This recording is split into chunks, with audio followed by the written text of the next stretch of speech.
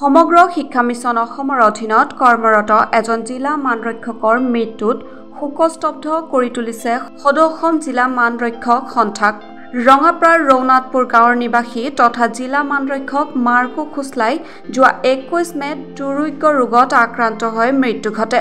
বিশ্বনাথ জিলাৰ সমগ্ৰ শিক্ষাৰ বিশেষ প্ৰশিক্ষণ বিভাগত জিলা মানৰক্ষকৰ ৰূপে কৰ্মৰত হৈ থকাৰ সময়তে মাৰ্কো খোছলাৰ মৃত্যুত সকলোৱে শোক প্ৰকাশ কৰিছে।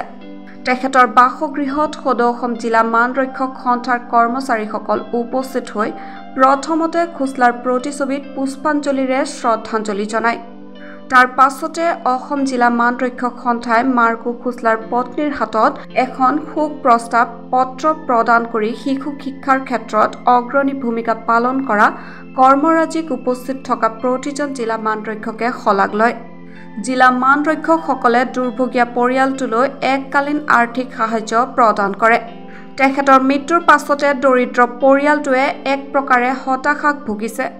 আৰ্থিক দুৰৱস্থাৰ বাবে খোছলাৰ 2 কন্যা উচ্চ শিক্ষাৰ পৰা বঞ্চিত হ'বলগীয়া হৈছে। CRCৰ দৰে গধুৰ দায়িত্ব পালন, বিনামূলীয়া পাঠ্যপুথি বিতৰণ, কোনো উৎসৱ, খণ্ড পৰ্যায়ৰ বিভিন্ন কাৰ্যসূচীৰ ৰূপায়ণত জিলা মানৰক্ষকসকলে দায়িত্ব নিষ্ঠা সহকাৰে পালন কৰি আহিছে।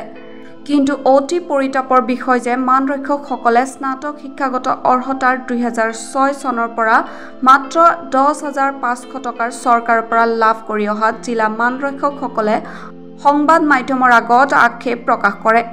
সৰ্বশিক্ষা মিছনৰ আন কৰ্মচাৰীসকলে লাভ কৰা সকলো ধৰণৰ সা-সুবিধাৰ পৰা জিলা মানৰক্ষকসকল আজিও বঞ্চিত। মাৰ্কো খোছলাৰ বাসগৃহৰ পৰা ৰাজ্যৰ মুখ্যমন্ত্ৰী ডক্টৰ হিমন্ত বিশ্ব শৰ্মাক জিলা মানৰক্ষকসকলৰ দীৰ্ঘদিনীয়া সমস্যাসমূহৰ সমাধান বিচাৰিছে।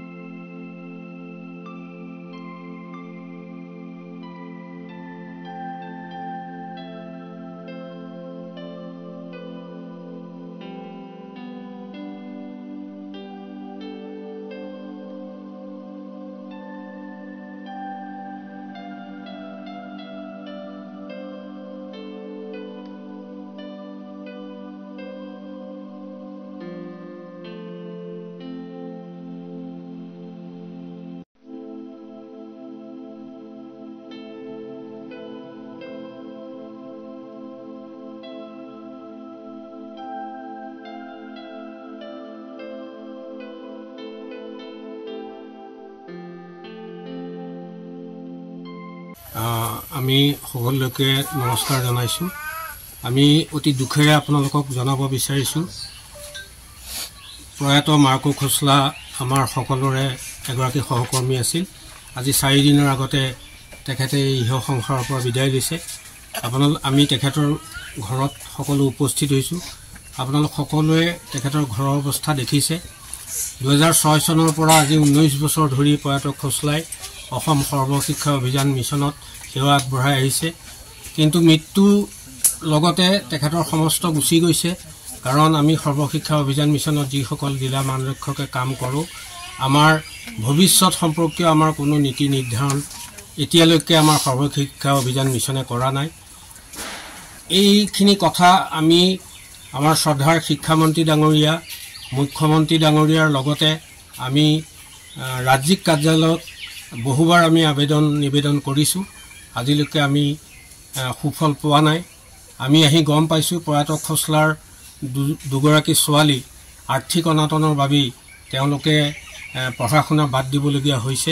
এইটো এটা আটাইতকৈ চিন্তনীয় বিষয়।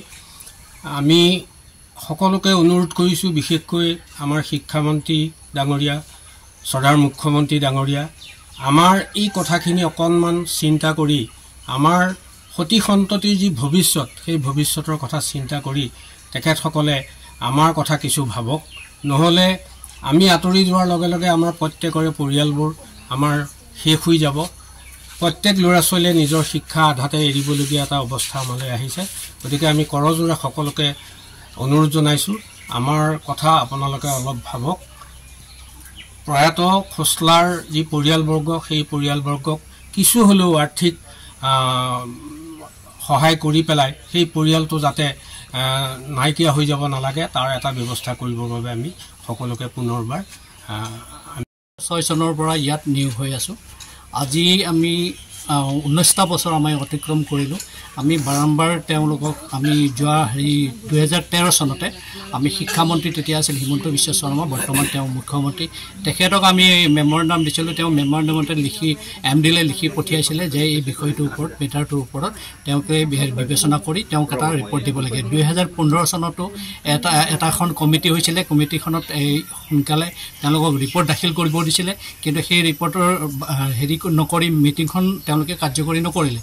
পুনৰ 2019ত আকৌ সেই একেখন কমিটি লৈ পেলাই উপসমিতি গঠন কৰি তেওঁলোকে এই বিষয়টোৰ ওপৰত যিসকল তাৰমানে SRFত অন্তৰ্ভুক্ত হৈ থকা নাই তেওঁলোকৰ বিষয়টো সমস্যাসমূহ দাঙি ধৰিবৰ কাৰণে বা তাৰ সমস্যাসমূহ সমাধান কল্পে তেওঁলোকে এটা প্ৰতিবেদন দিবলৈ গৈছিল, কিন্তু তেতিয়াও সেই সময়তো সেই মিটিংখন অনুষ্ঠিত নহ'ল। কিন্তু ইয়াৰ কাৰণ কি আমি বুজি পোৱা নাই। আমি আজি 12 চনৰ পিছৰ পৰা আমাৰ এটা টকাও আমাৰ বৃদ্ধি হোৱা নাই। গতিকে আমি বাৰম্বাৰ কাৰ্যালয় আমাৰ শিক্ষামন্ত্ৰী মুখ্যমন্ত্ৰী বাৰম্বাৰ আমি তেওঁলোকক অনুনয় বিনয় কৰিছোঁ, কিন্তু তেওঁলোকে এতিয়ালৈকে আমাৰ তাৰ প্ৰতি সঁহাৰি জনোৱা নাই। তেনেহ'লে আমি কিদৰে কৰ্মসংস্থাপনত আমি কেনেদৰে নিয়োগ হৈ আছোঁ তেওঁলোকে অন্ততঃ এই কথাষাৰ তেওঁলোকে জানিব লাগে। গতিকে আমি পুনৰবাৰ আমি সকলোৰে হৈ অনুৰোধ জনাইছোঁ যে আমাৰ এই বিষয়টো লৈ আপোনালোকে এবাৰ চিন্তা চৰ্চা কৰি আমাক যিটো SRFৰ আমি যিটো দাবী কৰিছোঁ, আমাৰ যিটো 60 বছৰলৈকে আমাৰ যিটো চাকৰিৰ যি নিশ্চিতকৰণ আৰু বাকী যিটো আমাৰ মাননি বৃদ্ধিকৰণ সেই বিষয়টোৰ ওপৰত তেওঁলোকে গুৰুত্ব দিব লাগে আৰু এইখিনি গুৰুত্ব দি পেলাই আমাক এই সমস্যাসমূহৰ পৰা আমাক নিৰ্মূল কৰিব লাগে। এইখিনিয়ে আমাৰ তেখেতসকলৰ কৰজৰ অনুৰোধ। News desk, news wide Assam.